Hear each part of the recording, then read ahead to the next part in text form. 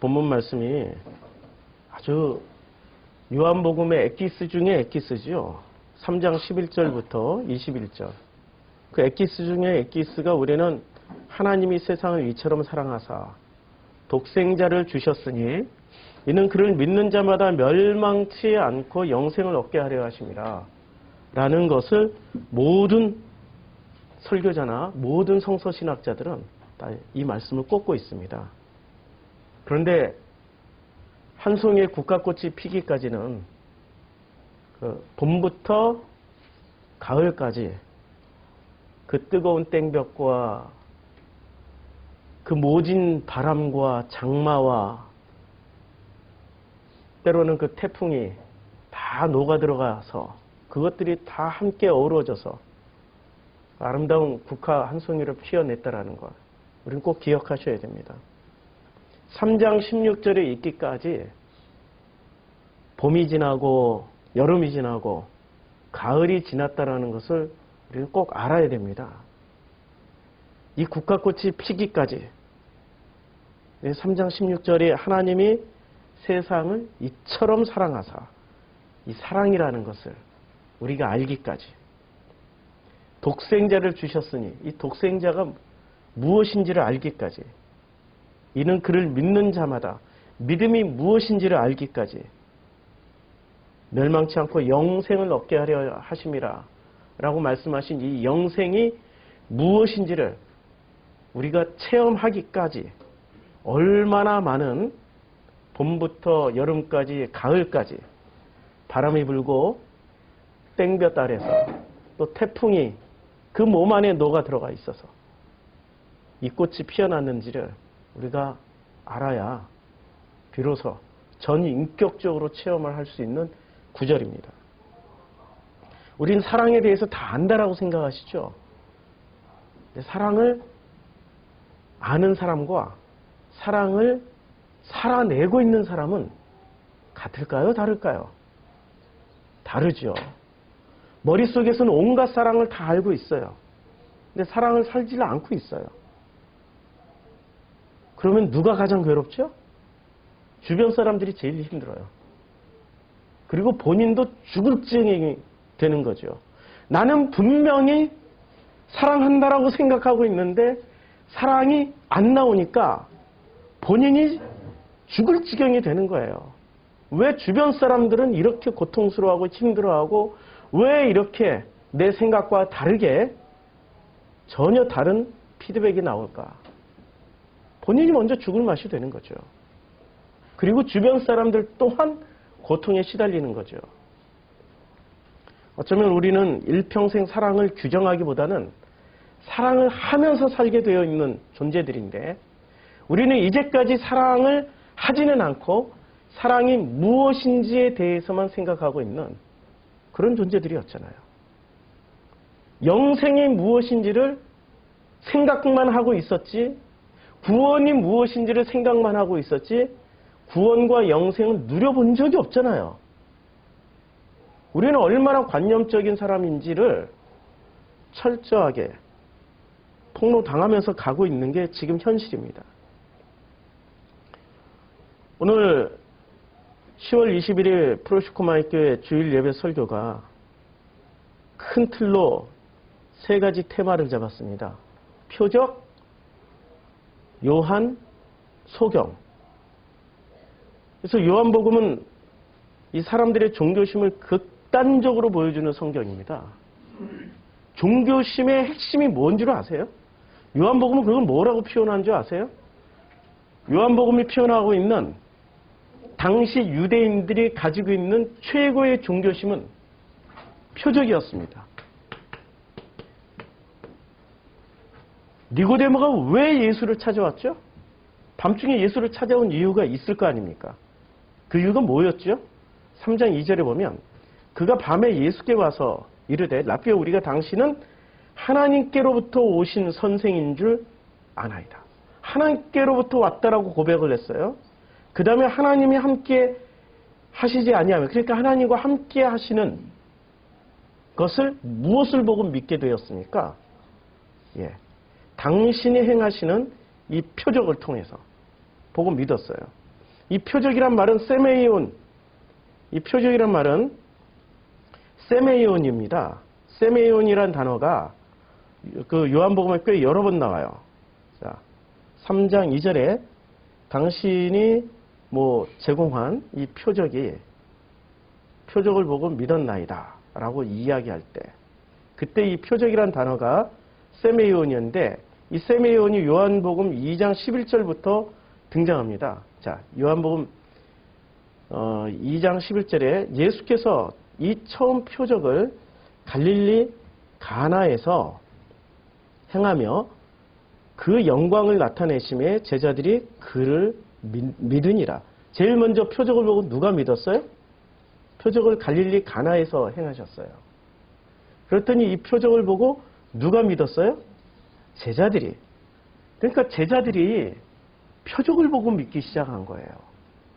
우리는 제자들이라면은 대단한 어떤 믿음을 가지고 표적 상관없이 예수의 인격을 보고 믿었다든지, 아니면 예수의 말씀을 보고 믿었다든지, 아니면 예수가 하셨던 그 놀라운 그 설교를 듣고 믿었다든지, 이런 소개를 했으면 얼마나 멋있었겠어요. 근데 제자들이 예수를 믿게 된 그 동기가 뭐죠? 표적이에요, 표적. 표적을 보고 믿어버린 겁니다. 그래서 이 세메온이라는 단어를 제가 쭉 찾아놨어요. 자, 2장 11절에 이 첫 표적을 갈릴리 가나에서 했습니다. 첫 표적을 갈릴리 가나에서 했고, 그리고 이 표적을 행하니까 이 표적이 어떻게 됩니까? 그 표적을 보고 제자들이 믿기 시작했어요. 이에 유대인들이 대답하여 가로되, 자, 유대인들이 이제 말을 하는 겁니다. 예수께 2장 18절에 내가 이런 일을 행하니 무슨 표적을 우리에게 보이겠느냐? 유대인들이 지금 예수에게 요구하는 게 뭐죠? 표적을 요구하는 거예요. 유대인이라고 말하는 사람들은 유대 종교입니다. 유대 종교인들이 제일 먼저 구하는 게 뭐였어요? 표적이에요. 신앙생활 처음 할 때 우리는 전부 다 이 표적을 구하지 않습니까? 하나님, 내 상황이 이렇게 힘들어요. 내가 죽을 것 같아요. 내가 정말로 하나님의 능력과 기적이 아니면 살 수가 없어요. 도와주세요. 전부 이렇게 시작하잖아요. 그래서 표적이 오면 할렐루야, 하나님 살아계시구나. 와, 하나님 진짜로 능력이 있으신 분이구나. 이렇게 해서 신앙생활 하잖아요. 뭐라고 할 수가 없죠. 그러니 그때 당시에 유대인들이나 제자들이나 유대 종교의 수준이 어떤 수준이었습니까? 그때 당시에 유대교는 몇천 년 동안 이어오던 뿌리 깊은 종교였고, 그때 당시에 유대인들은 아브라함 때, 이삭 때, 야곱 때, 요셉 때, 모세 때까지만 해도 이미 몇십 대의 모태신앙들이었어요. 그 후에 다윗까지는 몇십 대, 그 후에 말라기 선지자까지는 거의 100대, 예수까지는 놀랍게도 몇백 대의 모태. 발음 잘 하셔야 됩니다. 모태입니다, 모태. 잘못 발음하면 모태로 발음할 수 있어요, 모태. 아니, 그 정도의 오랜 뿌리 깊은 모태신앙들이라면은 표적 정도는 가볍게 건너뛰어서 무엇을 보고 믿어야 되죠? 말씀. 그의 입에서 나오는 로고스가 무엇인지에 따라서 로고스를 보고 믿어야 된단 말이에요. 근데 로고스를 보고 믿지 않고 아직도 이 몇천 년 동안의 그 신앙생활의 습관, 신앙생활의 ABC, 신앙생활의 가장 초보적인 첫걸음조차도 제대로 뛰지 못한 거예요. 한국 뿌리가 겨우 150년밖에 안 되는 한국교회나 3,000년이 예수 당시에 3,000년이 됐던 이 유대교나 지금 추구하는 바가 너무나도 똑같아요. 표적을 보고 믿기 시작한 거예요. 표적을 보고 인정하기 시작하는 거예요. 표적을 보고 따르기 시작하는 거예요. 그런데 이 표적은 건너가야 되는 거지, 표적이 궁극적인 목적이 되어서는 안 되는 거죠. 맞죠? 예수가 이 21장에 보면은 이런 말씀을 하십니다. 표적에 대해서 아주 심플하게 정리를 해주세요. 자, 예수께서 이 20장 30절에 예수께서 제자들 앞에서 이 책에 기록되지 아니한 다른 표적도 많이 행하셨어요. 책에, 지금 이 책에 기록되지, 이 책은 어떤 책이에요? 요한복음에 기록되지 아니한 다른 표적도 많이 행하셨어요. 그런데 이 표적을 쓰신 이유는 뭐냐면은 이제 표적 바로 다음에 나오는 구절이에요. 31절이니까. 오직 이것을 기록함은. 그런데 이 책에 무엇을 기록했어요?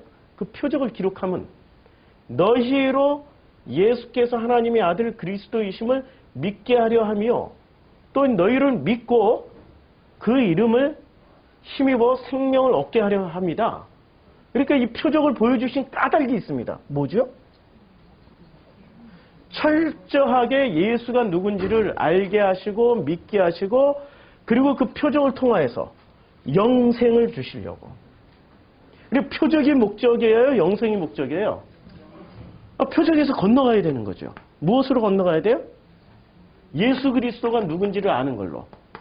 예수 그리스도가 누군지를 아는 걸로. 그리고 예수 그리스도를 통하여서 무엇을 얻게? 영생. 그러니까 계속 건너가라고 지금 표적을 주신 거예요. 근데 한국교회는 건너가고 있습니까? 못 건너가고 있어요. 지금 대형 교회로 성장한 교회들 보세요. 2단까지 포함해서. 김기동, 이재로. 거기는 한국교회가 통계를 안 잡아놓은 그런 종교 집단인데도 불구하고 어마어마하게 커요. 우리가 한간에는 그 명성상회가 가장 크다라고 지금 믿고 있는데 이재록이 더 커요. 왜? 무엇을 보여줘요? 표적을 보여줘요. 사람들이 표적만 일어나면 갑니다. 저는 사랑의 상회가 곧 망할 줄 알았어요. 학력 위조, 가짜 학력, 무슨 온갖 편법, 부정, 부패를 저질러서 뉴스에도 나오고 온갖 방송에도 나오고 곧 망할 줄 알았어요. 망하기는커녕 배가 부응하셨습니다. 명성상회가 막 이렇게 뉴스 나오고 PD수첩 나오고 사람들이 입에서 회자되고 그럴 수 있냐 어쩌냐 저쩌냐 하더라도 곧 망할 것 같죠 그러면? 아니에요. 사랑의 상회를 보니까 명성상회도 배가 부응하실 것 같아요. 왜 배가 부응하는 줄 아세요? 표적이 그 교회는 있다 이거죠. 그런 모진 비바람, 난관, 모든 풍파를 뚫고 굳건하게 버티어주시는 회장님께서 계시는 한은 이렇게 놀라우신 성장을 보여주신 이 놀라운 능력의 회장님이 있는 한은 그 표적은 영원하실 거라고 굳건하게 믿고 있는 거죠. 그게 어디 예수 그리스도를 믿는 신앙으로 건너간 사람들입니까? 표적에 머물러 있는 사람들이죠.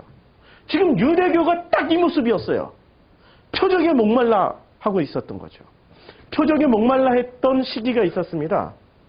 성경에 보면 표적에 아주 목말라 있던 시기가 있었어요. 어디서 나타나죠? 사무엘상 2장. 자, 사무엘상 3장에 이렇게 나옵니다. 사무엘상 3장 1절에 아이 사무엘이 엘리 앞에서 여호와를 섬길 때, 야, 아이가 이 꼬마예요, 꼬마.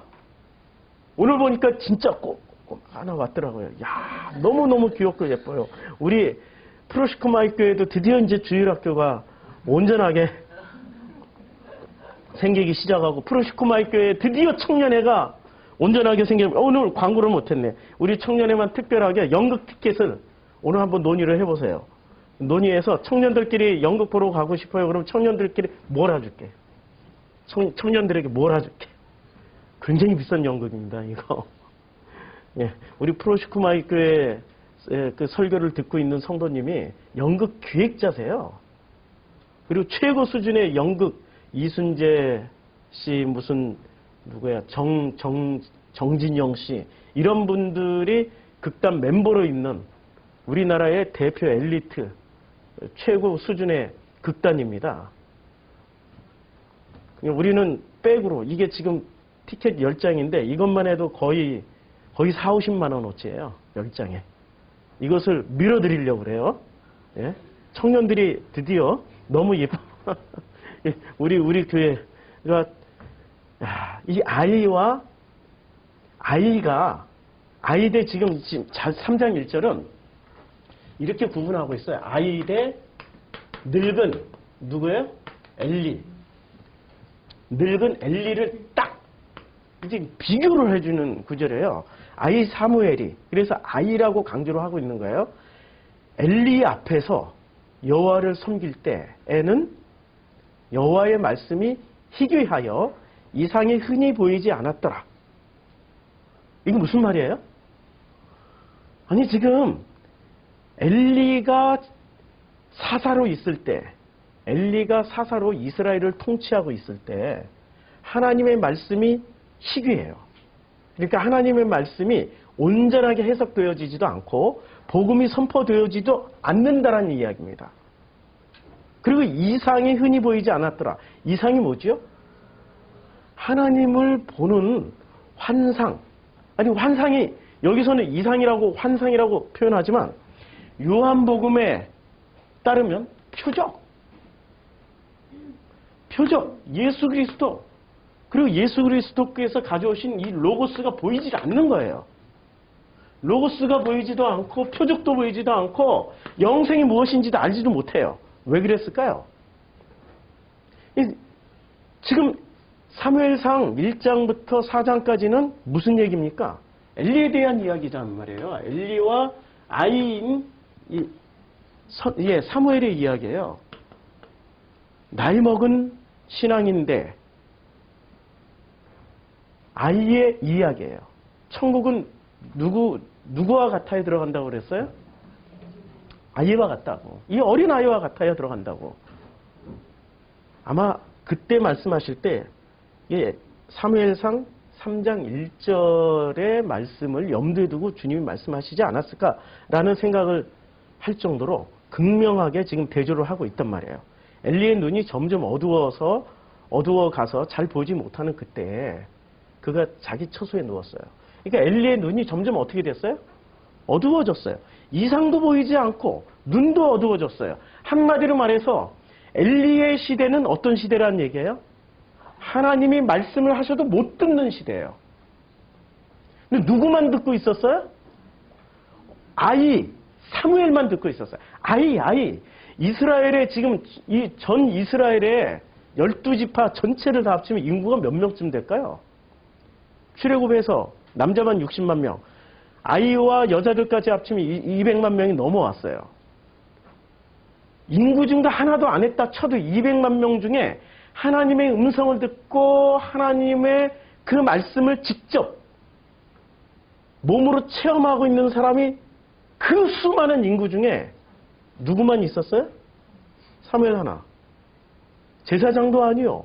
레위인도 아니요. 그렇게 열심히 성경을 읽던 그런 사람들도 아니었어요. 왜냐하면 시대 자체가 왜곡되고 삐뚤어졌기 때문에 아무도 그것을 들을 수가 없었어요. 표적을 구하나? 표적을 볼 수가 없었어요. 지금 예수님 당시의 상황이 이거였어요. 표적을 구할 때마다 표적을 다 보고 표적을 체험하면 표적을 보고 믿겠어요? 아니죠. 너무 희귀하고 너무 어렵고 만나기도 불가능하니까 표적만 누군가가 일으켰다면 그냥 주구장창 따라가는 겁니다. 쫓아가서 확인하고 싶어 하는 거예요. 예수님 시대의 유대인들이 딱 이 상황이었어요. 표적을 못 본 거예요. 사무엘 시대에 엘리가 제사장이었을 때 표적을 못 봤어요. 표적을 못 보니 어떤 일이 벌어집니까? 표적을 못 보니까. 이 엘리의 두 아들, 유명하죠? 엘리의 두 아들 이름이 뭐였죠? 홈리와 비느하스죠?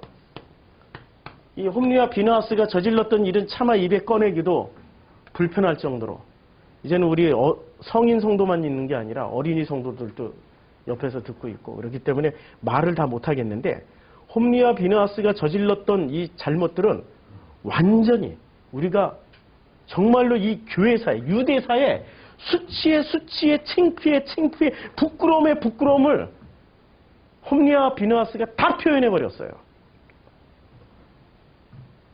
그 홈리와 비느하스의 여기 나오죠? 예. 여기 나와요, 여기. 예. 2장, 사무엘상 2장 14절부터 쭉쭉 나와요. 쭉쭉 나오는데, 이 두 아들들의 죄가 여호와 앞에서 심히 크면 그들이 여호와의 제사를 멸시하였어요. 멸시했어요. 완전히 여호와의, 그러니까 제사장의 아들들이 똑바로 서질 못하는 거예요. 제사장의 아들들이 똑바로 서질 못했어요. 근데 예수 당시에 표적을 구하고 있었던, 표적만 있으면 그 표적이 진짜냐 가짜냐 정말로 야 표적 있다고 우르르 몰려다녔던 그때 당시에 유대교의 상황과 이때의 상황이 달랐나요? 거의 흡사했어요. 그러면 한국교회 상황은? 지금 대형교회 목사들 중에 그 자녀들이, 그 아들들 문제 없는 목사가 몇이나 될까요? 우리 순복음상의 아들. 유명하시죠? 명성상의 아들. 지금은 이렇게 거룩하게 목회하시지만 그분의 지난 과거 행적은 우리는 다 안다. 우리는 다 알고 있다. 홈리와 비느하스들이 지금 무수히 많은 게 대한민국 교회의 현실이에요. 그러니 우리가 언제 이 표적에서 로고스이신 예수로 넘어가서 로고스이신 예수를 통해서 영생을 얻게 되는, 영생을 체험하게 되는 삶을 살아갈 수 있겠습니까? 머물러 버린 게 못 건너가고 있어요, 지금. 못 건너가고 있어요. 그러니 못 건너가니 표적도 만나지 못했으니 이 사람들이 지금 표적에 목말라 있는 거예요. 문제는 산더미야. 몸이 아파. 힘들어. 사업이 안 돼. 표적만 있었으면 건너갈 수 있을 텐데라고 늘 이렇게 생각하고 있어요. 근데 표적에서 로고스이신 예수로 건너가고 영생으로 건너가면은 그 다음에 표적을 체험하고 싶은 그 단계에 머물렀을 때 그 기도 제목은 더 이상 기도하는 기도 제목이 되겠습니까? 아니면 다 극복된, 넘어가서 내가 그런 기도를 했었네. 야, 그때는 맞아. 그게 내 전부였어. 근데 지금 되돌아보니까 야, 내가 고난에 처하든 아픔에 처하든 이 어려움에 처하든 그저 하나님의 은혜네 라고 고백하겠습니까? 어떤 걸 선택하죠? 건너간 사람은 이 초창기에 일들이 은혜로 해석되어지는 거예요. 은혜로. 한국교회가 지금 이런 시스템에 들어와 있냐 이거죠. 아니란 말이에요.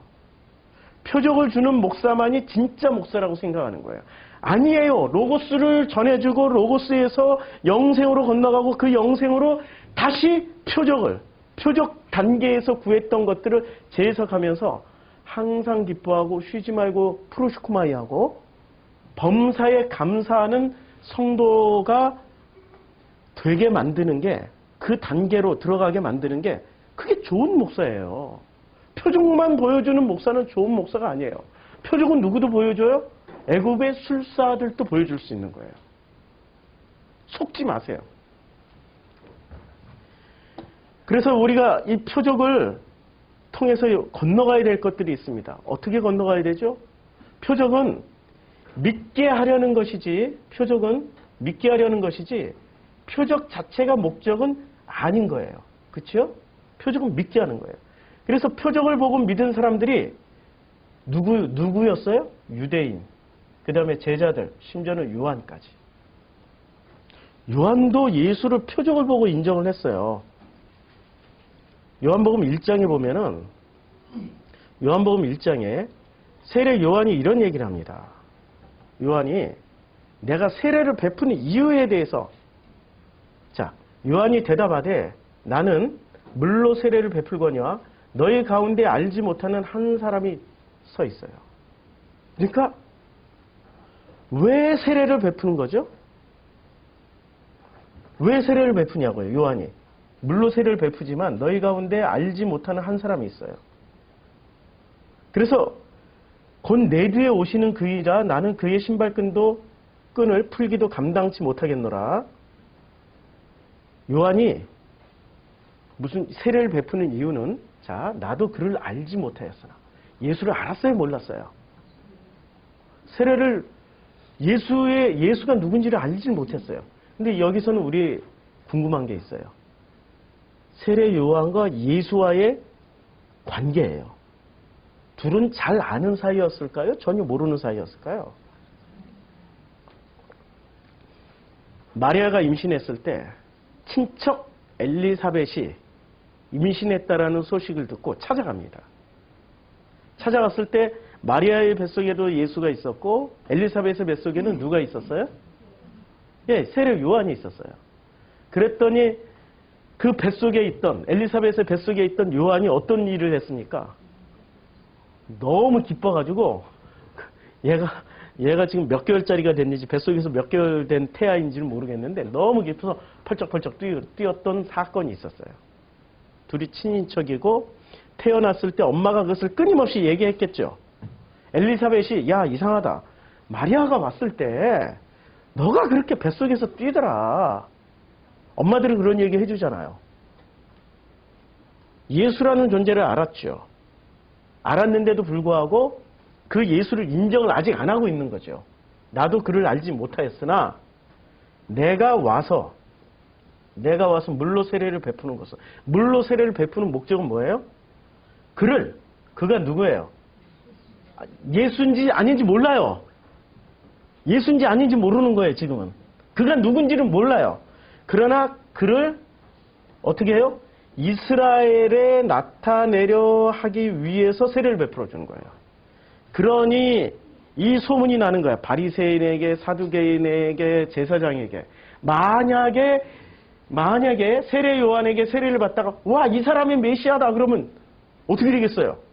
바리새가, 사두개가, 제사장 중에 이 사람이 메시아야. 내가 그 표적을 보니까 이 사람이 메시아라고 얘기를 하면은 그 사람은 한 방에 어떻게 되겠습니까? 예? 슈퍼스타가 되는 거죠. 한 방에 슈퍼스타가 되는 거죠. 자격 요건도 갖춘 바리새인이, 자격 요건도 갖춘 제사장에게, 자격 요건을 갖춘 사두개인에게 이 사람이 바로 내가 말한 메시아야. 이러면 이 사람은 그때부터 슈퍼스타가 돼서 이스라엘의 지도자가 되고 메시아가 되고 이스라엘을 인도하는 강력한, 그때 이스라엘 자체 내에서는 왕이 없었어요. 이스라엘을 포함한 여러 땅의 왕이 헤롯 왕이었을 뿐이었어요.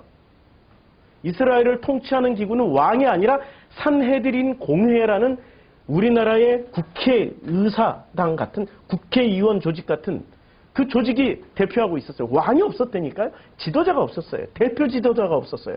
그런데 세례 요한에 의해서 공인 인증을 받으면 그때부터 이 사람은 이스라엘의 중심, 지도자가 될 수 있었던 거죠. 그러니 전부 다들 세례 요한한테 머리 뒤밀고 와서 세례를 받으려고 했던 거예요. 유대 전체가, 바리새도, 사두개도, 제사장까지 나와서, 전 유대가 나와서 세례 요한에게 세례를 받으려고 했던 거죠. 요한이 증언을 해요. 이르되 내가 봄에 성령이 비둘기같이 하늘로부터 내려와서 그의 위에 머물렀더라라고 지금 무엇을 얘기해요? 로고스를 얘기합니까? 영생을 얘기합니까? 표적을 얘기합니까? 표적. 이 표적을 보고, 지금 이 표적을 보고 누가 예수를 인정한 거예요?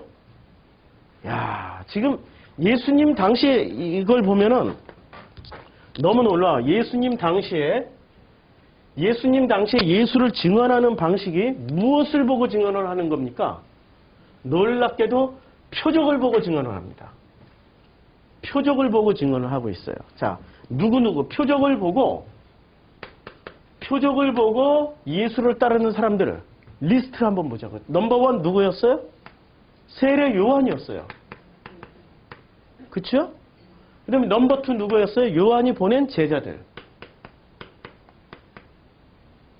마가, 마태, 누가하고 다르게 마태, 마가, 누가는 제자들의 출발점이 누구라고 분명히 밝히질 않았어요. 그냥 갈릴리 바닷가 갔다가 우연히 이렇게 만나서 부른 것처럼 마태나 마가나 누가는 그렇게 얘기를 하고 있는데 요한복음은 구체적으로 얘기를 해줘요. 원래 요한의 제자였다가 요한이 2명을 보내서 그들로 인해서 제자들이 배가 부흥을 합니다. 그래서 12명이 다 채워져요. 그런데 마가복음이나 마태복음이나 누가복음에 따르면 예수가 산에 올라가서 12명을 따로 불러요. 따로 부르는 인위적인 장면이 연출이 되는데 요한복음은 자연스럽게 이렇게 와서 제자들이 또 제자들을 부르고 해서 12명이 되는 그냥 출처 불분명. 그러나 출처는 확실하게 요한에 따르면 요한에 의해서 12명이 형성되는 과정이 나와요. 완전히 다른 과정이죠. 이게 훨씬 더 자연스럽죠. 이게 훨씬 더. 그 다음에 또 표적을 보고 누가 따라요? 유대인들. 유대인들이 한마디로 말하면 유대 종교입니다. 유대 종교. 제일 먼저 누가 권위를 가졌어요? 요한. 요한은 지금 메시아를 줄 수 있는 권한을 가지고 있었던 거예요. 메시아라고 공인 인정해 줄 수 있는 놀라운 권한을 가지고 있었던 거예요.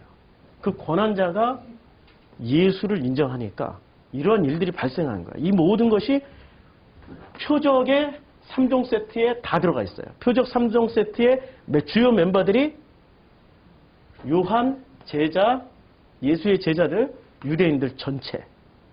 유대인들 전체에서도 디테일하게 나가죠.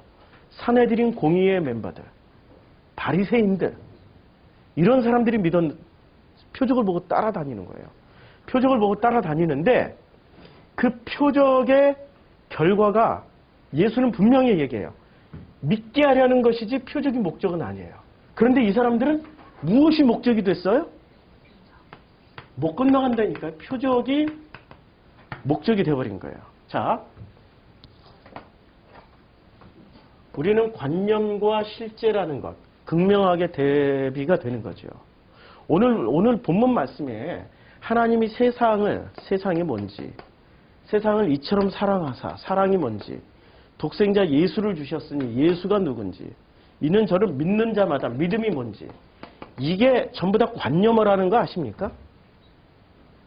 이게 실제가 되려면은, 관념에서 실제가 되려면 이것은 체득을 해야 돼요. 체득이라는 게 뭐죠? 체험에서 내 걸로 만들어야 되는 그 과정이 있어야 되는 거예요. 그런데 이것은 머리로만 알고 있으면 이건 관념이에요. 관념. 관념이라는 거는 무엇이든지 가능하게 만듭니다. 관념이라는 것. 제가 이틀 전에 잠을 못 잤어요. 완전히 밤을 샜어요. 완전히 밤을 새면서 주로 밤을 새고 잠을 못 자는 사람들의 특징이 있어요. 잠을 못 자고 밤을 새다 보면은 집을 몇 채 지었다가 부셨다가 해요. 빌딩도 몇 채 만들었다가 부셨다가 온 세상을 다 설계도 다 해봐요. 별걸 다 해봐요. 그런데 현실적으로 그것이 이루어지는 것은 없는 거죠. 관념의 특징은 무한 가능성은 가지고 있지만 이것이 현실이 안 된다라는 거예요. 근데 실제는 무한 가능성은 없더라도 현실로 살아내고 있는 게 이게 실제예요. 현실에 있으니까 이게 실제란 말이에요. 분명하게 존재하니까. 자, 지금 예수님 당시에 최고의 화두는 몸과 영입니다. 그래서 이 몸과 영의 문제를 해결하기 위해서 요한복음이 쓰여진 거예요. 몸과 영의 문제가 해결이 안 되면 우리는 어디로 넘어가죠? 영주주의로 넘어가요. 영주주의는 몸과 영의 문제가 해결이 안 된 사람들이 몸과 영을 나누어 버려요. 몸과 영을 나눠서 몸은 어떻게 해요? 무익하고 영은 정말로 소중하다.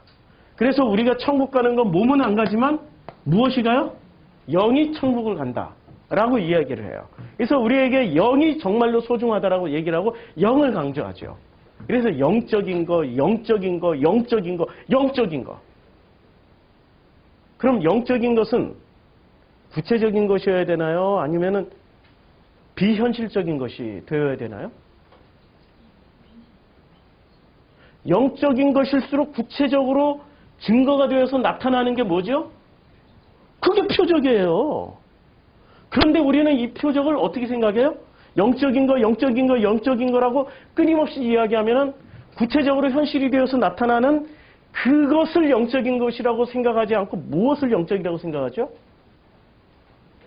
우리가 추측도 할 수 없고 생각도 할 수 없고 우리가 알 수도 없는 너무나도 놀랍고 신비한 우연의 어떤 상황들을 그걸 신비라고 생각하는 거죠.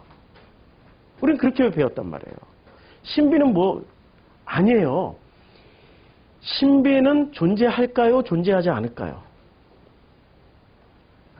이거 되게 어려운 질문 같은데? 하나도 안 어려울 것 같아서 질문을 드린 건데. 자, 물어볼게요. 자, 신비는 신비는 어려운 걸까요? 쉬운 걸까요? 아니, 질문을 다시. 신비. 이 신비는 존재하는 걸까요? 존재하지 않는 걸까요? 신비는 존재한다, 안 한다? 한번 표대결 한번 해볼까? 신비는 존재한다, 한번 손 들어보세요. 예. 존재하지 않는다. 예. 우리 교회는 반반 나왔습니다. 언제나 공평해요.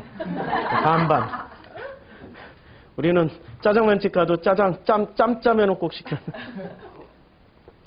감사합니다. 신비는 존재하기도 하고 존재하지도 않나요.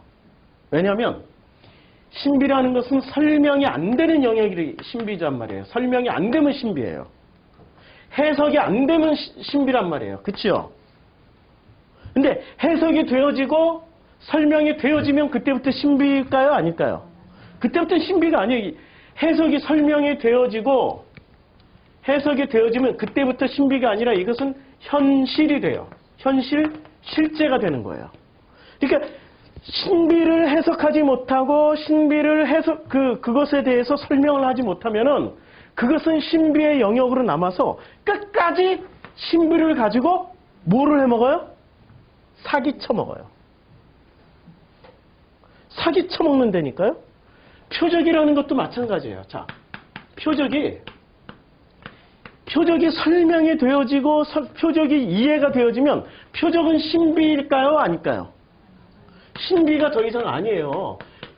설명되어지고 해석되어지면 더 이상 표적은 신비가 아니에요. 근데 설명되어지지도 않고 해석되어지지도 않으면 이 표적은 끝까지 뭐로 남아있어요? 신비로 남아있어요. 신비로 남아있는 한 이 사람들을 신비의 노예가 된 사람들은 뭐라고 얘기하냐면 그 사람들을 종교인이라고 얘기해요. 종교인들이에요. 그래서 종교인들을 많이 가지고 있는 종교일수록 뭐가 많이 드러나요? 신비가 많이 드러나요. 표적이 많이 드러나요. 자, 기독교의 종교인이 많을까요? 힌두교의 종교인이 많을까요? 불교의 종교인이 많을까요? 이슬람의 종교인이 많을까요? 네? 조사해본 바가 없어서 모르죠. 지금 기적과 이적이 제일 많이 일어나는, 이 표적이 제일 많이 일어나고 있는 종교가 어느 종교일까요? 지금 현재? 예? 가늠하기 어렵죠. 다 비슷비슷하죠. 기적과 이적이 제일 많이 일어나고 있는 종교는 샤머니즘. 거기는 오직 이 표적 하나 가지고 다 끝장내버려. 그것을 샤머니즘이 해석이 되어지고 설명이 되어지면 더 이상 샤머니즘이 아니에요. 존재할 수가 없어요. 빛이 들어가면 어둠은 사라지듯이 설명과 해석이 되어지면은 이 어둠은 사라진다고요. 어둠이 바뀌어서 빛으로. 정말로 고난이 바뀌어서 행복으로. 아니, 설명되어지고 해석되어진다라는 게 이게 빛의 개념이 들어간다라는 개념하고 비슷한 거죠. 우리 기독교에는 종교인이 얼마나 많을까요? 지금 한국교회를 되돌아보면 한국교회는 종교일까요? 복음일까요? 대형교회 보면 알잖아요. 상회들 보면은 지금 그 상회들에 왜 그렇게 대형 상회들의 대형 회장님들을 왜 그렇게 쫓아다니죠? 쫓아다니는 이유가 뭐죠? 예, 표적을 보고 따라다니는 거예요. 저렇게 성공한 것은 하나님의 놀라우신 능력이 있어서 그렇다라고 뻔뻔하게 주장하시는 분들은 장로님들이, 아이고 목 아파. 장로님들이 되는 거죠. 그런 분들은 장로님들이 되고, 그런 분들이 권사님들이 되고, 그런 분들은 거기서 떨어지는 콩고물이라도 먹으려고 자기 것을 짜내서 드리고 박치고 섬기고 또 섬기고 또 섬기고 빚을 내서라도 섬긴단 말이에요. 왜? 거기서 떨어지는 그 놀라우신 하나님의 총회장님에게서 떨어지는 것들이 분명히 있을 것 같으니까 그것을 분명하게 믿으니까 그 짓을 하는 거죠. 너무 힘줘서 말했더니 목이 막 상하려고 그래. 자기에게 떨어지는 것이 있을 거라는 분명한 기대, 믿음. 그 믿음이 진짜 믿음일까요? 그 믿음이 진짜 믿음이냐고요. 그건 믿음 아니에요.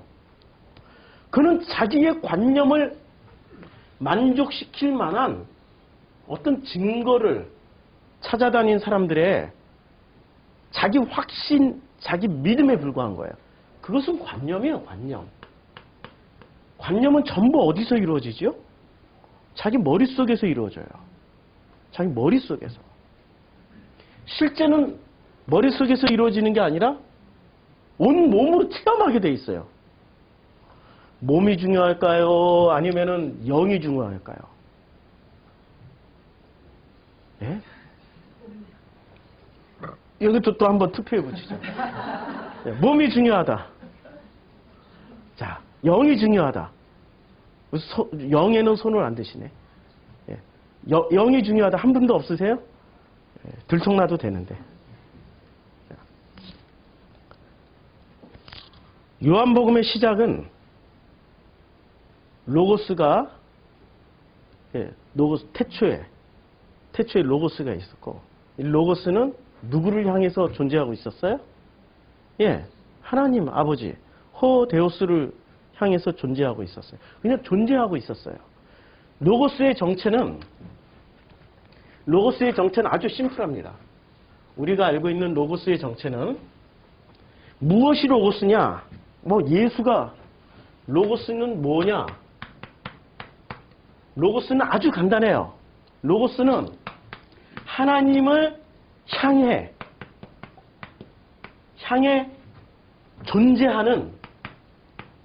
존재하는 그냥 번역 자체를 하지 말고 존재하는 로고스는 어떤 로고스? 태초부터 존재했던 원래의 로고스예요. 그리고 짝퉁 로고스가 있죠. 짝퉁 로고스. 그것을 자기 로고스라고 하죠. 자기 로고스는 하나님을 향해 존재하는 것처럼 보이지만 실제는 존재하지 않는, 하나님을 향해 있지 않는, 누구를 향해 있어요?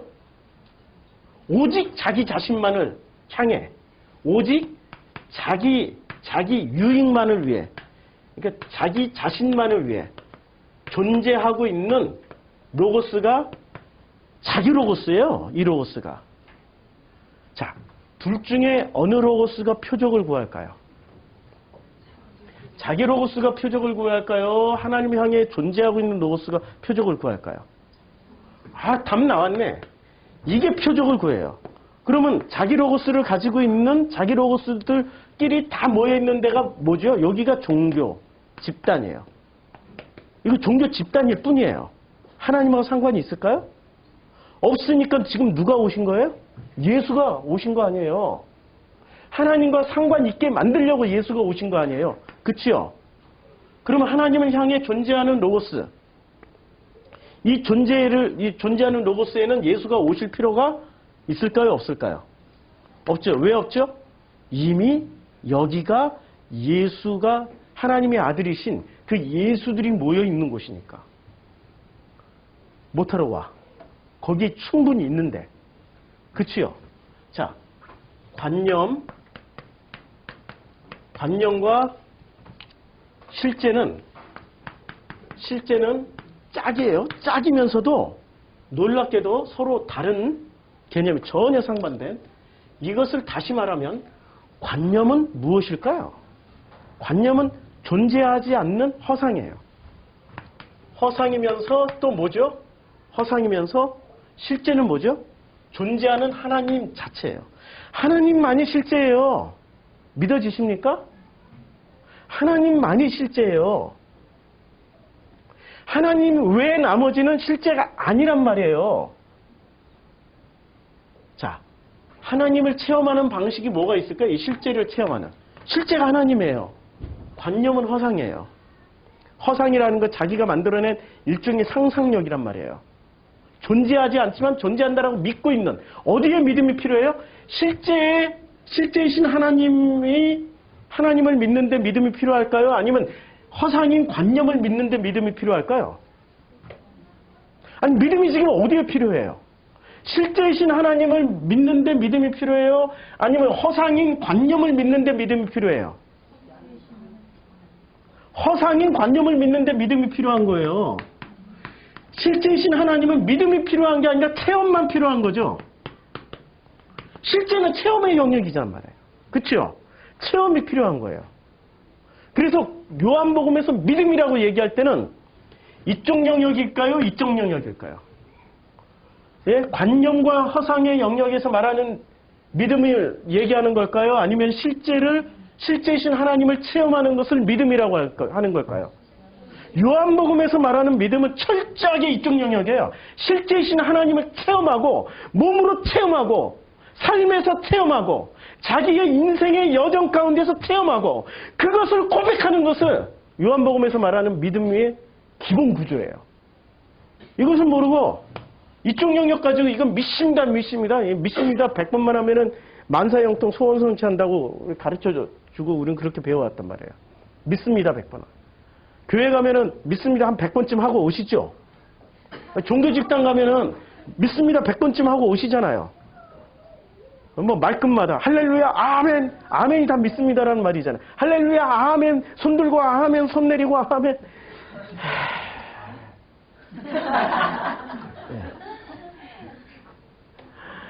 이야 진짜 제가 지난 50년 동안의 신앙 여정에서 기존의 교회 다니면서 제일 많이 배운 게 믿음의 훈련을 배웠는데 믿음의 훈련은 그딴 식으로 배운 거예요. 믿음의 훈련은 체험하는 훈련이 믿음의 훈련이지 허상인 것을 믿습니다로 배운 그 관념으로 끊임없이 관념으로 믿습니다 아멘으로 배우는 게 그게 믿음이 아니란 말이에요. 실제를 체험하는 게 그게 진짜 믿음이라는 거죠. 예수는 그걸 전하고 싶었던 거예요. 그래서 그걸 전하는데 요한복음 1장 14절에서 뭐라고 말씀하고 있습니까? 말씀이 육신이 됐다라는 거예요. 자, 말씀이 뭐죠? 말씀이 로고스예요. 로고스가 지금 뭐가 됐어요? 플러스 육신이 됐어요. 우리는 요 도식을 가지고 있어요. 로고스 플러스 육신이 곧 예수야. 이렇게. 그렇죠. 그럼 예수는 뭐와 뭐가 합쳐진 존재예요? 로고스와 육신이 합쳐졌어요. 로고스와 육신 사르크스. 그래서 사르크스라고 한 거예요. 그냥 몸이라고 표현하는 헬라어가 대표적으로 두 개가 있는데 사르크스하고 소마가 있어요. 소마가 있는데 로마 황제의 몸하고 표현하려면은 로마 황제 사르크스라고 표현할까요? 로마 황제 소마라고 표현할까요? 소마, 사르크스라고 표현하면 어떻게 될까요? 바로 죽어요. 왜? 사르크스는 그냥 고깃덩어리고 소마는 위대한, 거룩한, 특별하신 존재가 가지고 있는 몸이에요. 그렇죠? 그런데 로마 황제가 쓰는 소마야 플러스 로고스가 아니라 로마 황제가 그토록 싫어하는 사르크스 플러스 로고스가 됐어요. 그러면 우리 안에 지금 뭐가 담겨 있는 게 우리 이 사르크스, 우리 안에 있는 이 육체 안에 뭐가 담겨 있는 거예요? 로고스가 있어요. 자, 로고스를 깨닫기 위해서 자, 이제부터 하는 방법이 로고스를 깨닫기 위해서 이제부터 도를 닦고 기도를 하고 열심히 믿습니다 하면은 이 로고스가 우리 안에 있는 게 깨달아질까요? 아니면은 로고스가 어디에 담겨 있어요? 사르크스. 이 사르크스가 아프고 고통당하고 힘들고 그러면은 뭐가 깨달아지는 걸까요? 진짜이신 하나님 깨달아지는 거죠. 우리 몸이 먼저일까요? 아니면은 우리의 생각이 먼저일까요? 예? 어느 것부터 일을 하죠? 이 관념을 가지고 허상을 믿는 사람은 뭐부터 움직여요? 생각부터 움직여요. 그리고 믿음부터 쓰기 시작해요. 믿음을 쓰기 시작해요. 믿음 아무리 써봐요? 안 된다니까요? 저희 어머니 돌아가실 때 저는 진짜로 살아날 줄 알았어요. 왜냐면 거기에 믿음의 형제들이 20명이 모여가지고 그 좁은 방에 우리 어머니 돌아가시는 그 30년 전에 믿음의 형제 20명이 모여가지고 주여 믿습니다. 할렐루야 아멘 하고 그때 얼마나 분위기가 충만했는지 와 이건 우리 어머니가 방금 숨을 거두셨는데 일어나서 나 부활했다 막 이렇게 하실 것 같았어. 열심히 기도했어요. 우리 전부 다 죽도록 깜빡 벌리면서 기도했어요. 안 살아나시더라고. 진짜 믿음으로는 엄청나게 믿었는데 안 살아나셨어. 그때 그 믿음이 실제였나요? 관념이었나요? 관념이었죠. 믿음이 뽀록 나는 자리가 무지하게 많이 생겼어요. 우리 아들이 심장 인공호흡하고 막 정말로 살아날 것 같았어. 믿음을 가지고 그렇게 기도. 근데 하나님은 너무나도 놀랍게도 그 모든 과정에서 내 기도를 안 들어주셨어요. 그 중요한 순간마다 기도를 안 들어주셨어. 안 들어주셨다는 게 실제죠. 근데 나는 정말로 살아날 거라고 믿고 있었던 게 뭐였어요? 그게 관념이었어요. 그게 허상이었다니까요. 그럼 살아났으면, 내가 관념이, 믿음이 살아났어. 표적으로 나타났어. 그러면 와, 표적 할렐루야 아멘. 우리 어머니 살아나셨다. 할렐루야 아멘. 하고 표적에 머무르면은 그때부터 그게 또 뭐가 되죠? 그게 허상이고 그게 관념이 돼. 건너가라니까요. 지금 로고스, 육신에서 로고스로 건너가라고 지금 말씀하시는 거예요. 자, 지금 이것만 하다가 표적만 하다 끝나게 생겼네. 표적만 하다가.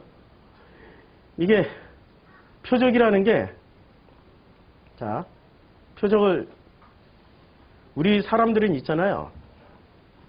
이 표적을 보고 표적을 통해서 많은 것을 우리는 배울 것이라고 생각을 해요. 그런데 결코 아닙니다.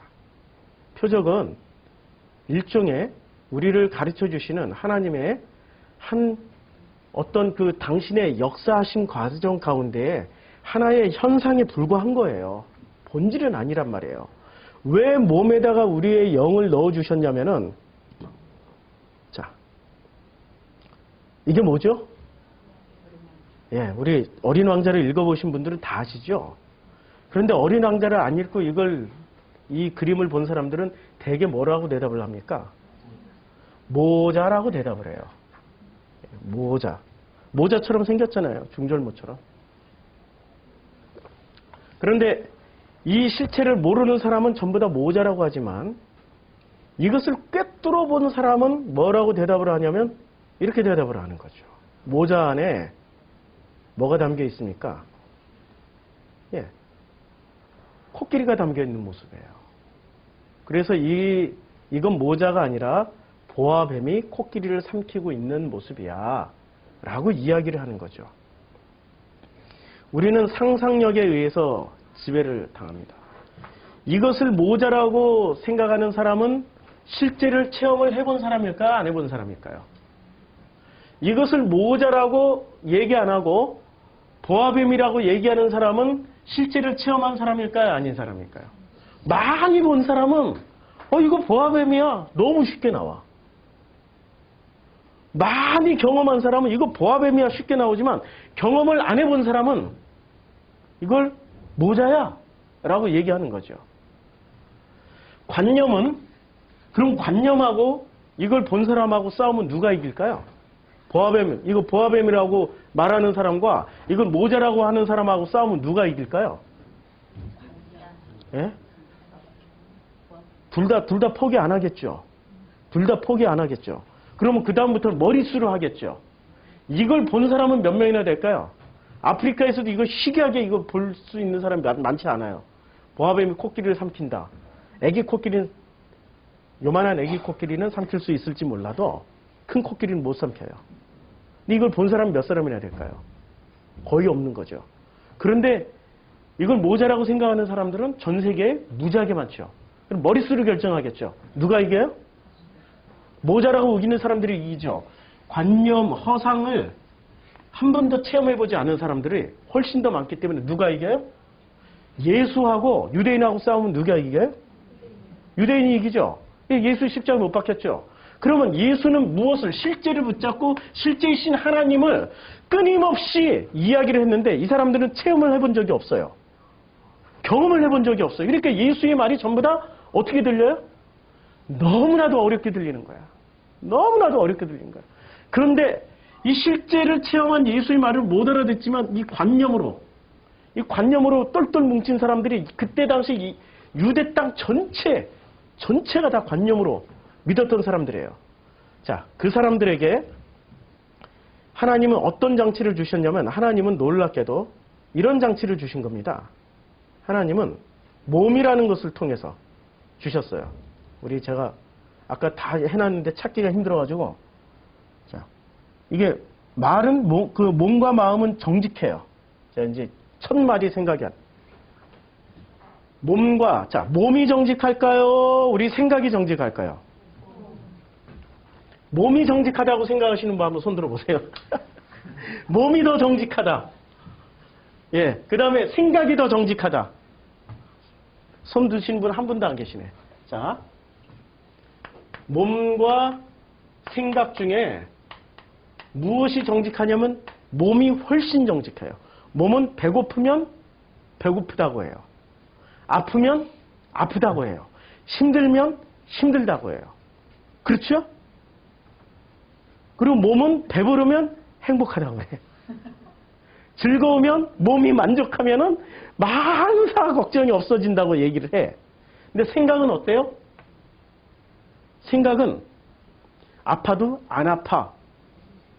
이거는 아무것도 아니야. 믿습니다고 극복해요. 실제로 머리가 몸을 조작도 해요. 이런 사람이 엄청나게 많잖아요. 그러니까 관념도 힘을 가져요. 이 생각도 이게 관념의 대명사인데 이게 몸이 실제고 관념이 실제를 조작을 한다니까요. 그렇죠? 실제가 관념을 깨트려서 관념이 실제로 넘어가게 만들어 주기도 하는데 관념이 또 실제를 조작을 해서 오히려 실제가 뭐로 넘어가게 만들어요?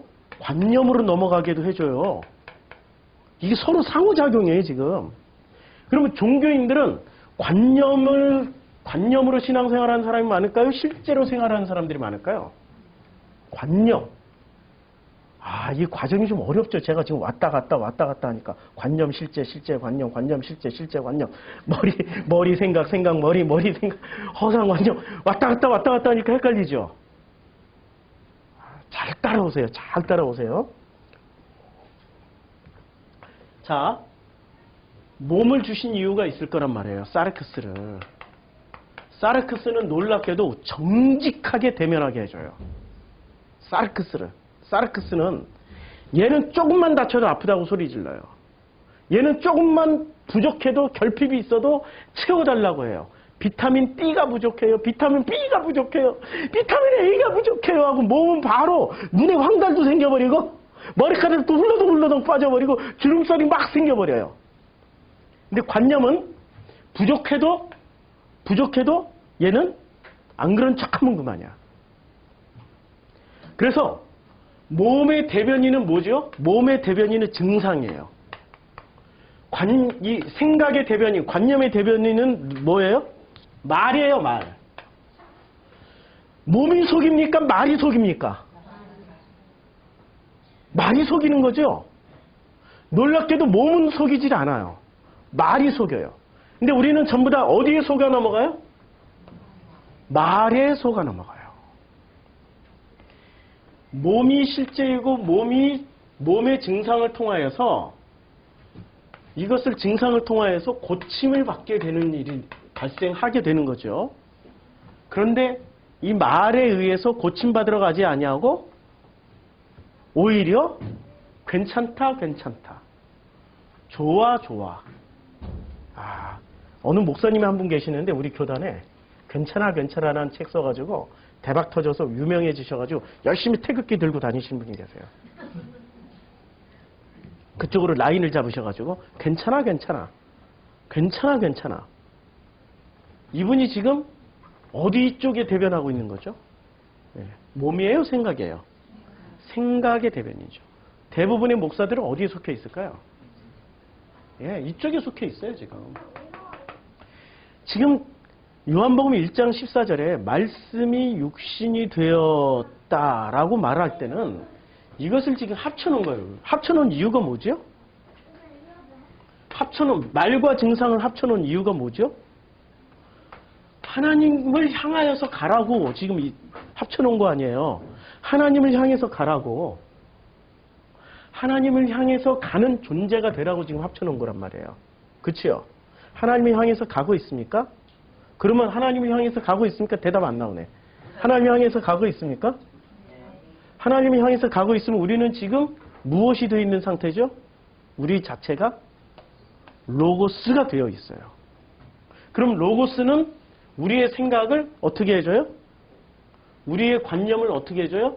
실제로 바꾸어서 우리가 하는 말 전부가 어떤 증상을 정직하게 이야기하는 사람으로 바뀌어요. 우리들 교회 가면은 또 그 셀처치 최초로 하셨던 있어요. 휴스턴 교회 무슨 있어요? 우리 성도님 그 목요 성경 꼭 모으세요. 그런 교회 가면은 나눔을 하는데 어떻게 나누는 줄 아세요? 어떻게 나눌 거야? 증상을 있는 그대로 드러내놓고 진심의 말을 하는 게 아니라 어떤 얘기를 해요? 그런 얘기 했다면 그 다음에는 뒷담화로 다 돌아. 뒷담화로 다 돌아가지고 이런 얘기를 하면 할수록 내가 바보가 되는구나. 멍충이가 되는구나. 그래가지고 무슨 얘기만 나눠요? 대개 다. 요만큼 꺼내놓고 증상은 한 10% 꺼내놓고 90% 뭐를 꺼내요? 90% 요걸 꺼내요. 관념, 생각을 꺼내요. 아, 제가 그래서요, 우리 예수 그리스도를 얼마나 제가 잘 믿고요, 할렐루야, 아멘 하고 하는지, 아시죠? 우리 맨날 성경 읽어요, 가정재단 쌓아요. 그만 꺼내요. 할렐루야.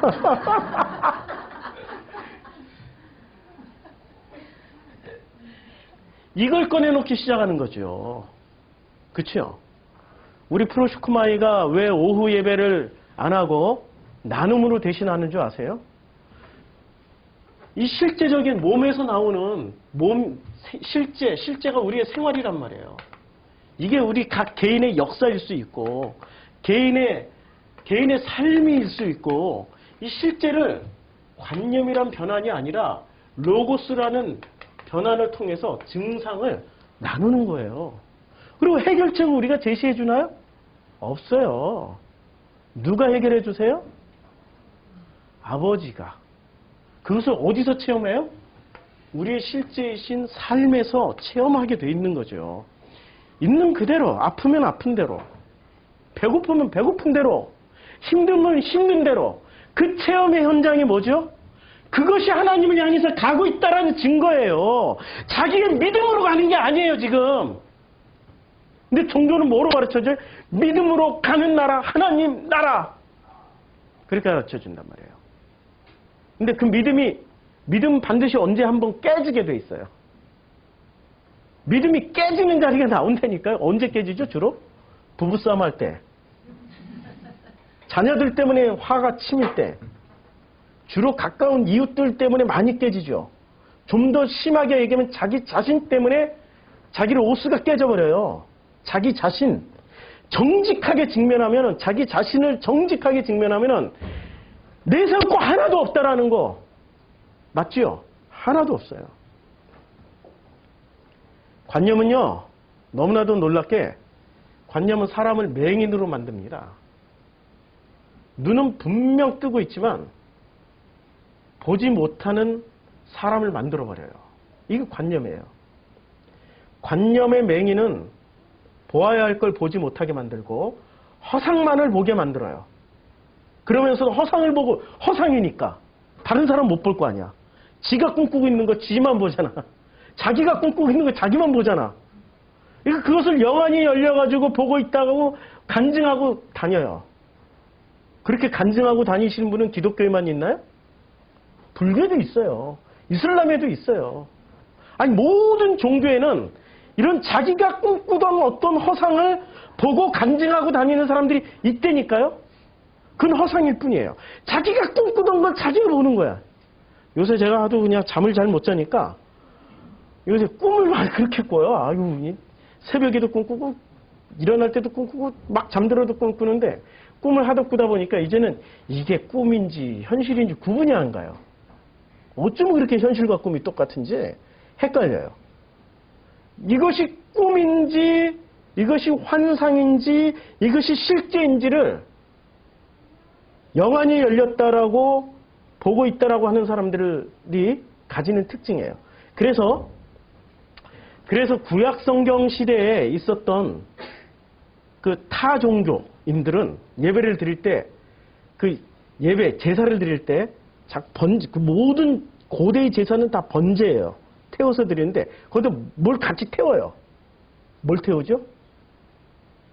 마약 물질을 태워요. 그래서 그 연기를 흡입하게 되면은 환각 상태에 빠져요. 그 환각 상태에 빠져서 홍알홍알 주저리 하면은 뭐가 되죠? 아, 그것이 예언이 돼요. 그게 고대의 제사제예요. 그게 이스라엘에서 행해졌던 제사예요. 타락한 종교가 선택해서 하는 제사 시스템이 그런 식으로 제사를 드렸어요.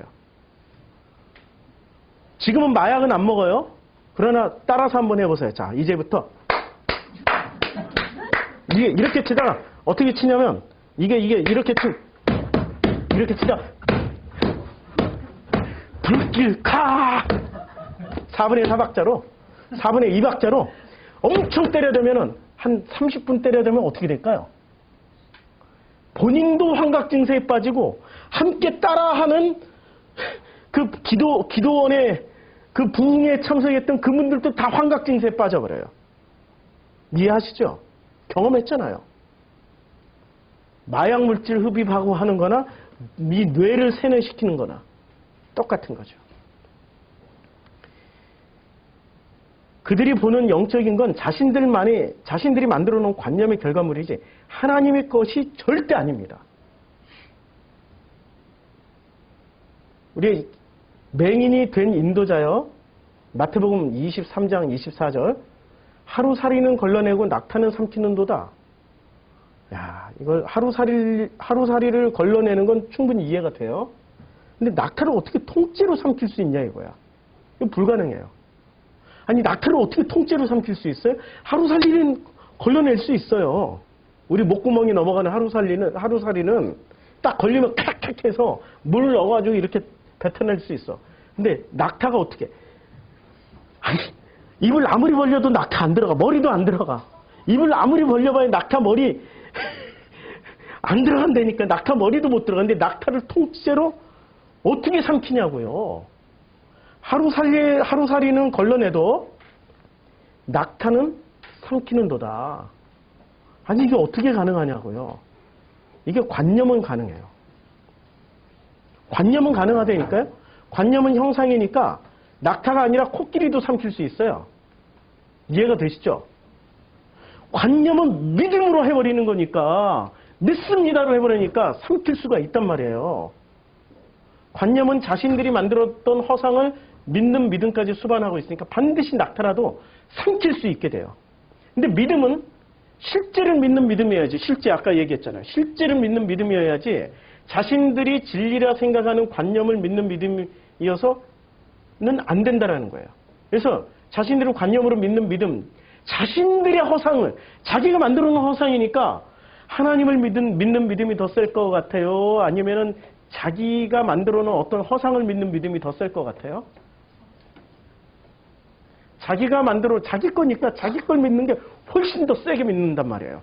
그래서 자기 것을 믿는 그 믿음, 열심과 정성이 죽기까지 행동하는 최선으로 나와요. 그래서 삼켜버려요. 낙타뿐만 아니라 코끼리까지 삼켜요. 옛날에 제가 신학대학 다닐 때 우리 이런 얘기 엄청 많이 했어요. 신학생들 사이에. 자, 코끼리를 냉장고에 넣는 방법 아세요? 코끼리를 통째로 냉장고에 집어넣어요. 그때 80년대니까 냉장고가 크지도 않았다고. 지금은 지펠 뭐 이런 쌍문으로 나와가지고 엄청 큰 냉장고가 나온단 말이죠. 500리터, 600리터, 심지어는 1000리터짜리 냉장고까지 나와요. 그런데 아무리 1000리터짜리 냉장고라도 이걸 코끼리를 집어넣을 수는 없단 말이에요. 통째로. 분해를 해서는 넣을 수 있을지 몰라도 냉장고를 코끼리에 집어넣는 방법 우리는 알고 있어요. 예? 예. 부목사한테 시키면 돼요. 회장님은 부목사 시키면 돼. 그러면 부목사는 전도사 시키면 돼. 그러면 전도사는 누굴 시킬까요? 전도사는 그 교회에서 믿음이 쫙 센 여집사를 시키면 돼. 그러면 여집사님은 그때부터 밤낮 없이 기도하고 집어넣어버려요 그냥. 이게 관념을 풍자한 최고의 말입니다. 코끼리를 냉장고에도 집어넣을 수 있어요.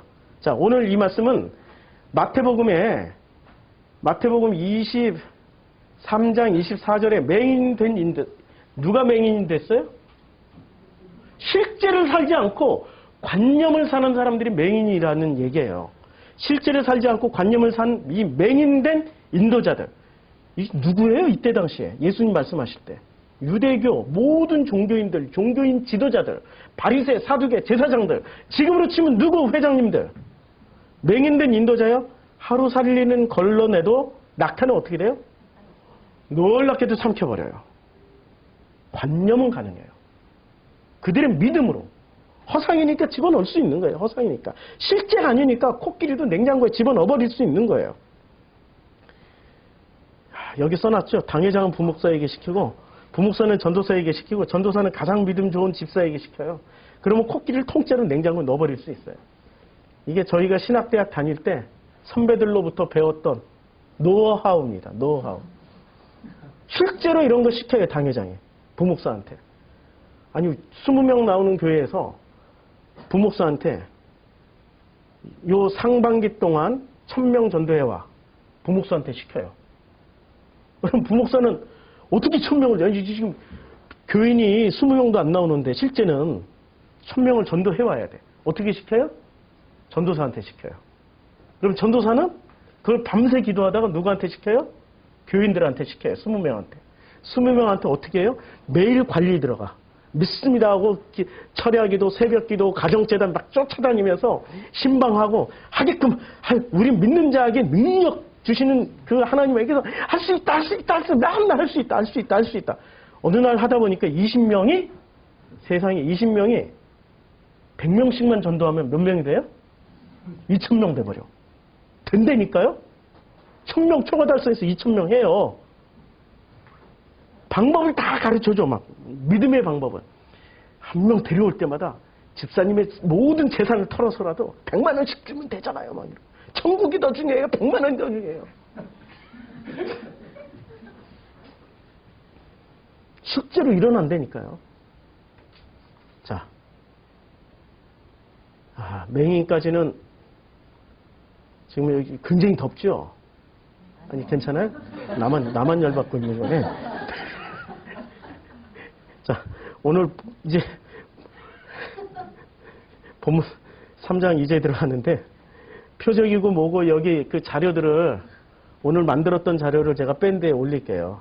이 자료를 지금 다 못 보면서 하고 있어요. 너무나도 이 자료들은 많은데 설명을 하나씩 들어서 하려면은 그 춘천의 박영주 목사님처럼 4시간 설교를 해야 돼요. 그분은 주일마다 4시간 설교를 하신다고 그러시더라고요. 제가 월요일 날 만나고 왔어요.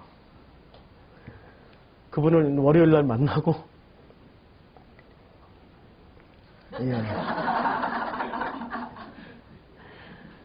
만나고 우리 둘이 이제 화요일 날 오려고 오기 전에 춘천에 그분 만나서 얘기를 하다 보니 춘천 구경을 못한 거예요. 그래서 춘천에 남춘천역 가서 기차를 타려고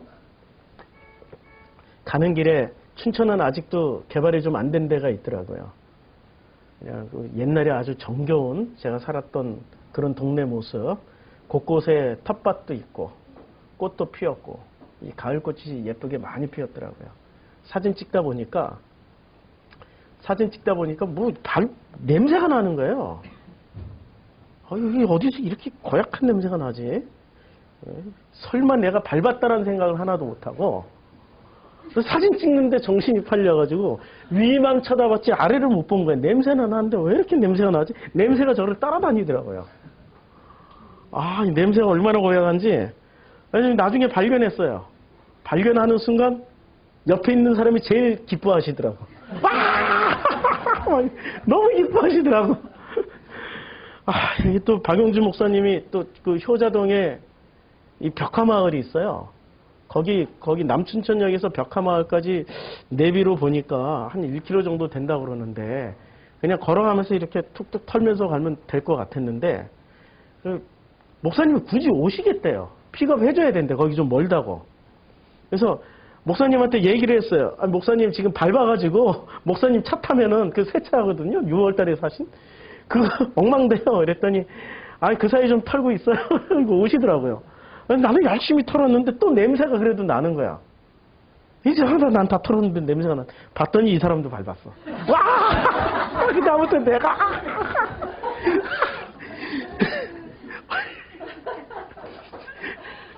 그래서 화장실에서 어떻게 털어내는지를 노하우를 다 가르쳐 줬어요. 신발은 이렇게 물로만, 이제 춘천은 변기가 좌식도 있는데 이게 앉아서 하는 좌식 있어요. 시골이라.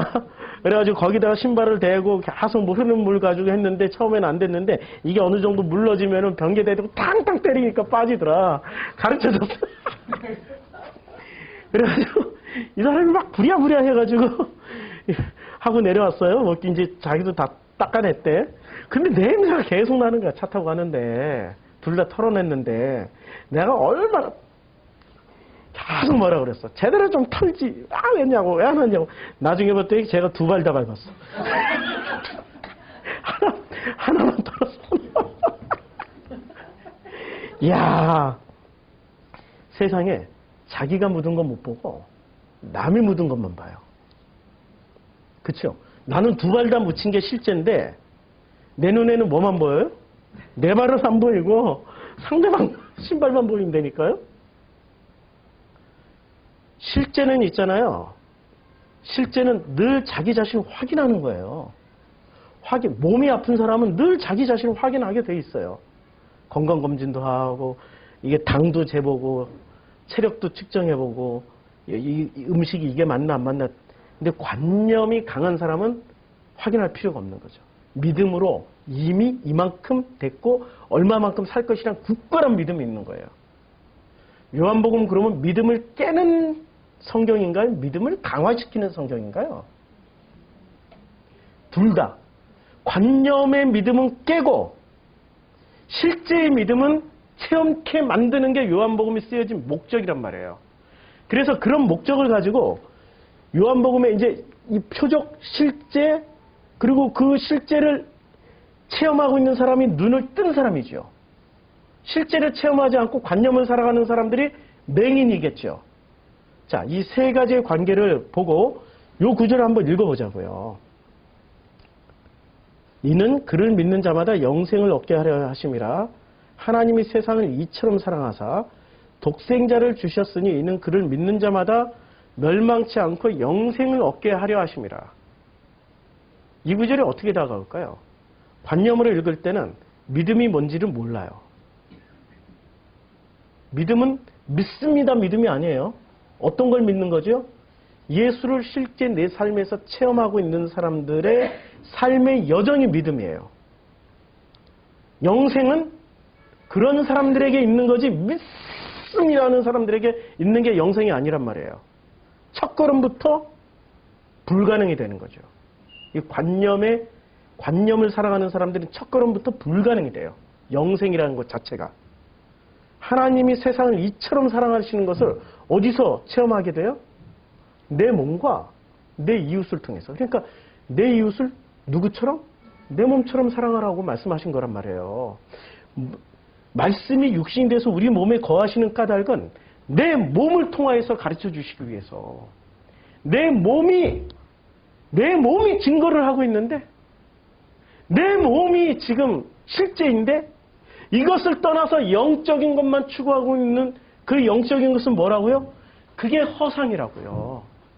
그것을 봐봐야 그것은 관념에 불과한 거예요. 내가 본 천국, 복음 천국을 간증하신 제가 이분을 많이 만나봤어요. 우리 같은 동호회 이분이 뭘 쓰셨어요? 내가 본 아시죠 이분? 예. 이분, 이 목사님 아시잖아요. 대형교회 목사님, 김영삼 대통령을 잘라버렸잖아요. 장로 자격 없다고. 대단한 강단이 있으신 분이세요. 저랑 같이, 제가 등단한 창조문회의 동인이어가지고, 모임에 가면 이분 꼭 나오세요. 그분에게, 책을 어떻게 쓰셨어요? 뭐 사람들이 물어보잖아요. 어떻게 천국 갔다 오셨어요? 봤어요? 뭐 그러면 대답을 흐려. 본 게 아니고 뭐 이것저것 다 사람들이 간증한 거 아직 깨가지고 해서 이렇게 써냈더니 대박이 터졌네? 안 보고도 써 이제. 관념과 관념들이 생산해내는 것을 그것들을 다 공통분모로 묶어가지고 쫙 확자니까 이분 또 박사님이시잖아요. 일목요연하게 다 써놓으니까 그것이 또 대박이 터져. 관념은 끊임없이 관념끼리 재생산이 가능하다는 얘기예요. 그래서 관념에서 벗어나는 거는 불가능에 가까워요. 소경이 눈을 뜨는 거는 창세 이래로 없다라고 요한복음에 얘기할 수밖에 없는 거는 소경이 창세 이래로 눈 뜬 게 바디메오밖에 없었나요? 그 전에 수없이 죽었다고 살아났단 말이에요. 엘리사 때. 그런데 그렇게 표현하는 건 딱 이유가 하나예요. 관념은 관념끼리 재생산을 하고 이합집산을 하기 때문에 그 아주 복잡한 시스템에서 벗어나는 게 불가능하기 때문에 창세 이래로 소경이 눈뜬 사건은 없었다라고 표현하는 거죠. 관념에서 벗어나는 게 눈을 뜨게 되는 거고요. 눈을 뜬 사람들이 실제를 살게 돼 있어요. 그 실제를 살아가는데 가장 정직하게 반응해 주는 게 우리의 생각이 아니고 우리의 말이 아니라 우리의 몸이에요. 우리의 몸을 통해서 하나님은 당신을 체험케 하세요. 우리의 몸을 통해서 당신을 알게 하시고 체험하게 하세요. 거듭남의 체험을 하신 분들이 있잖아요. 우리 여기 많이 계시잖아요. 거듭남의 체험을 할 때 영이 체험합니까? 몸이 체험합니까? 영이 반응해요? 몸이 반응해요? 잘 생각해 보세요. 몸이 먼저 반응을 합니다. 몸이 먼저 반응을 하게 돼 있어요. 극심한 고통으로 죽을 지경에까지 가는 게 이게 몸하고 같이 오는 거예요. 그리고 거듭남의 그 환희와 감사와 기쁨의 그 체험이 몸도 날아갈 것 같아요. 아니 분명히 방금 전까지 내 육신이었는데 지금 몸은 뭔가가 막 가벼워가지고 붕붕 뜨고 날아다닐 것 같아. 동시에 와요. 같이 온다니까요. 몸을 하대해서는 안 된다라는 거예요. 몸에 로고스를 넣어주신 목적은 관념을 벗어나서 실제를 살으라고 주신 거예요. 그런데 우리는 성경 읽을 때마다 이 몸을 육신을 벗어나서 그 영적이나 아름다운 하나님의 세상으로 가겠다고 몸을 막 쳐서 고통을 주고 괴롭힘을 주잖아요. 누가 그 짓을 제일 많이 하죠? 이슬람에 무슨 절기만 되면은 이게 시아파 이슬람들은 전부 다 채찍을 들고 쇠갈고리 달고 어떻게 지 몸을 때리면서 다녀. 온몸이 피가 철철 흘러. 심지어는 어떤 기독교인들은 필리핀에 있는 어떤 기독교인들은 자기 몸에다가 막 못질까지 해. 십자가에 매달려버려 그냥. 어떤 종교인들은 바늘로 막 입술도 뚫고 얼굴도 뚫고 몸에 막 바늘로 찔러 넣어. 자기 몸에 고통을 주면은 영이 맑아진다고, 깨끗해진다고. 한마디로 말해서 관념의 극치죠. 그렇게 해서 영이 정화되는 겁니까? 아니지요. 몸과 마음이 하나가 돼서 하나님을 향해서 가고 있는 그 과정이 하나님은 이렇게 얘기하는 거예요. 말씀이 육신이 된 존재야. 이런 존재는 태초부터 있었고 그 태초부터 있었던 사람들 그 로고스처럼 너도 지금부터 태초부터 존재하고 있는 거야. 그러니까 바울이 무슨 얘기를 해요?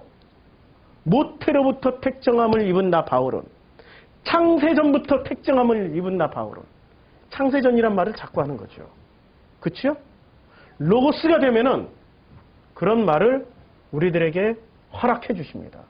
이건 머리로 되는 게 아닙니다. 체험으로 되는 겁니다.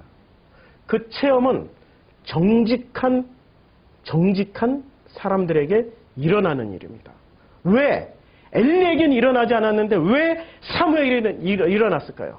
엘리는 관념의 사람이었기 때문에 하나님이 수 없는 이상과 현상과 수 없는 것들을 주셨어도 엘리는 끊임없이 그것을 조작해서 얘기를 하지만 아이 사무엘은 아이였기 때문에 있는 그대로 체험하게 되는, 있는 그대로 받아들여서 그것을 있는 그대로 정직하게 이야기를 하는 사람이 아이였어요. 그래서 어린아이와 갖지 아니하면 결단코 천국에 들어갈 수 없다 하는 말은 관념으로서는 들어갈 수가 없습니다. 관념은 놀랍게도 코끼리도 삼킬 수 있어요. 낙타도 삼킬 수 있어요. 하루살이는 다 걸러낼 수 있어요. 그런데 실제로는 불가능한 일이죠. 실제는 하나님 앞에 정직하게 서 있는 사람만이 그 하나님의 원하시는 그 하나님의 로고스가 되어서 하나님을 향해서 존재하고 있는 거예요. 그러면 존재만 하고 있으면 하나님이 어떻게 하세요? 품에 품고 안아서 하나님을 향해 가게 만듭니다. 이 한 주간 동안 우리 성도님들 그걸 체험하시기를 바랍니다. 체험하는 한 주간이 되시기를 바랍니다. 우리 하나님이 품고 하나님을 향해서 가게 되는 그 체험이 있기를 진심으로 기도합니다. 이 시간에 기도할 때 우리 다 함께 그런 일이 있도록 우리 다 함께 기도를 좀 하고 제가 이 설교 마무리 기도를 하겠습니다. 기도하겠습니다. 아버지 하나님, 참으로 우리들 가운데 주신 은혜가 놀랍고도 큽니다. 그 은혜가 이제는 내 기도가 아니라 아버지께서 원하시는, 아버지께서 우리를 향하여서 중보하시는 그 중보의 기도가 되게 해주시고 프로슈크마의 기도가 되도록 축복해 주시옵소서. 아버지, 간절히 소원합니다. 이 한 주간 동안에 이제는 이 관념이라는 맹인에서 소경에서 눈을 뜨고 이제는 실제를 보며 실제를 살아갈 수 있는 저희들 되도록 축복해 주시옵소서.